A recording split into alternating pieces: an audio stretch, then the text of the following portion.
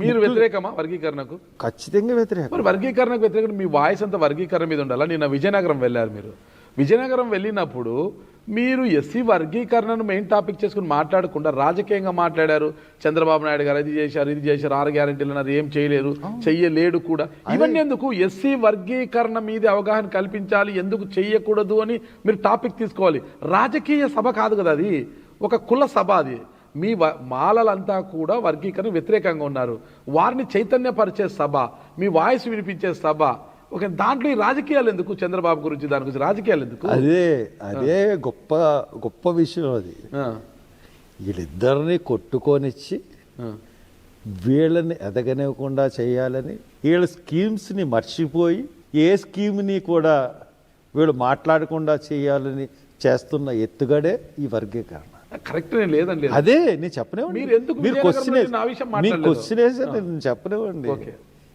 ఏదైతే మీరు క్వశ్చన్ వేశారో అది చంద్రబాబు నాయుడు ఏవైతే చేద్దాం అనుకుని వర్గీకరణ స్విచ్ పెట్టాడో ఇంక ఈ కేసు ఏ సబ్జెక్టులో మాట్లాడరు.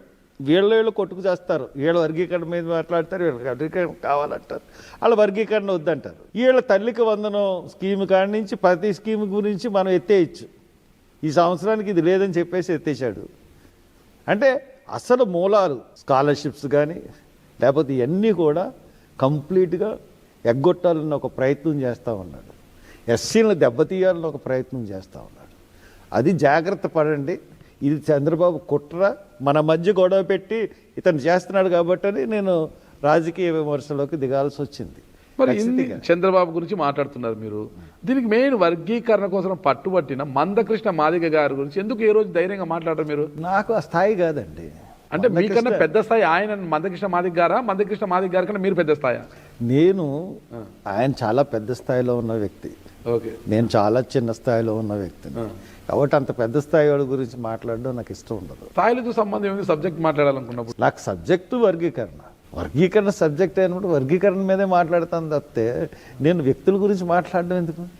కానీ ఇక్కడ చేయించింది కర్త కర్మ క్రియ చంద్రబాబు కాబట్టి ఇప్పుడు సపోజు డిఎస్సి ప్రకటించాడండి. ఏమండి వర్గీకరణ గురించి మందకృష్ణని పిలిపించుకుని వర్గీకరణ జరిగేంత వరకు కూడా డిఎస్సిని ఆఫ్ చేయించుకున్నాడు చంద్రబాబు నాయుడు.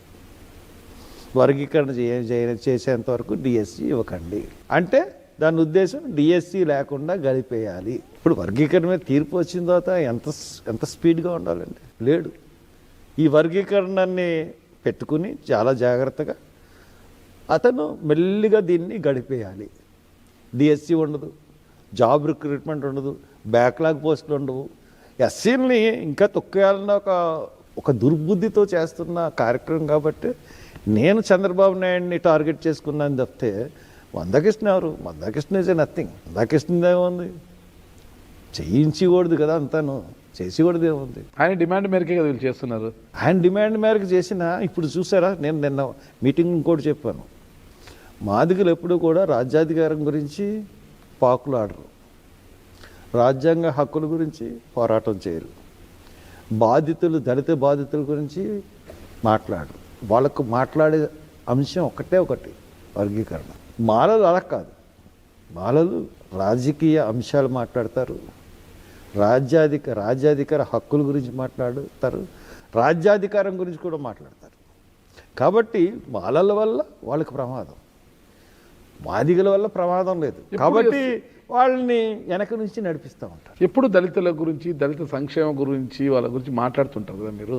అందరూ అనుకుంటుంటారు, ఇంతగా మాట్లాడుతుంటారు కదా, అందరిలో హర్షకుమార్ గారు ఒక పార్టీ పెట్టచ్చు కదా దళిత సంక్షేమం కోసము, దళితులకు రాజ్యాధికారం ఇవ్వడం కోసము హర్షకుమార్ గారు ఒక పార్టీ పెట్టచ్చు కానీ చాలామంది అంటున్నారు.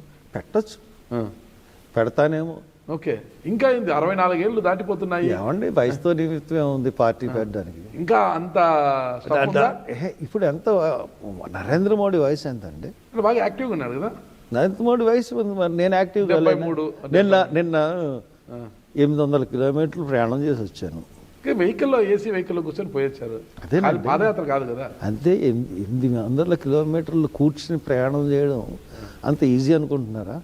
మీరు వెళ్ళి రాగలరా? చాలా మంది నా వయసులో ఉన్న వాళ్ళని ఎవరినన్నా సరే వెళ్ళి విజయనగరం వెళ్ళి పొద్దున్న వెళ్ళి మరి సాయంత్రం ఎందుకు అంత ఆకాంక్ష 800 కిలోమీటర్లు ప్రయాణం చేసి రావాల్సిన ఆవశ్యకత ఎందుకు వచ్చింది మీకు? నా ప్రజల గురించి వెళ్తాను నేను. నా ప్రజల్ని రాజ్యాధికారంలోకి తీసుకురావాలని ఒక ఉద్దేశంతోనే ఇన్ని సభలకు అటెండ్ అవుతున్నాను. మీకు తెలీదు 700 ఇది 800 కిలోమీటర్లే, 1800 దూరం అనంతపూర్ మడకసిరి వెళ్ళొచ్చాను. ఇద్దరు డ్రైవర్లు పెట్టుకుంటాను, మార్నింగ్ ఒకడు నైట్ ఒకడు. నైట్కి వచ్చేస్తాను ఎట్టి పరిస్థితుల్లో ఇంటికి, ఎక్కడ స్టే చేయను. ఇప్పుడు మీరు ఇంత పోరాటం చేస్తున్నారు, అందరినీ కలుపుకుపోవాలి కానీ ఎందుకు వర్గాలుగా పెట్టేస్తున్నారు అసలుకి? నేను ఎవరితోనూ కలవను, ఎవరితోనూ నాకు వర్గాలు ఏంటండి? అవునా?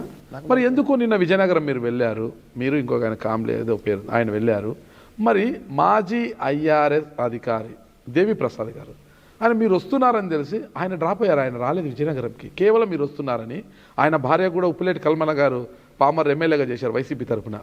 ఎందుకు అసలు దేవి ప్రసాద్ గారికి IRS అధికారి అయినా మీరు మాజీ ఎంపీ, ఎందుకు మీకు ఆయనకు గొడవ ఏంటి అసలు? ఒకే ఆయన ఎందుకు రాలేదు నాకు తెలియదు.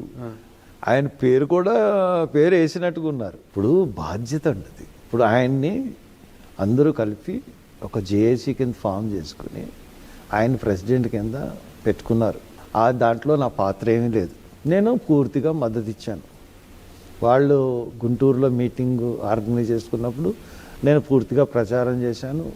అమలాపురం నుంచి జనంతోనే కూడా వెళ్ళాను, అక్కడ మాట్లాడాను. అక్కడ మాట్లాడి నేను వచ్చేసాను.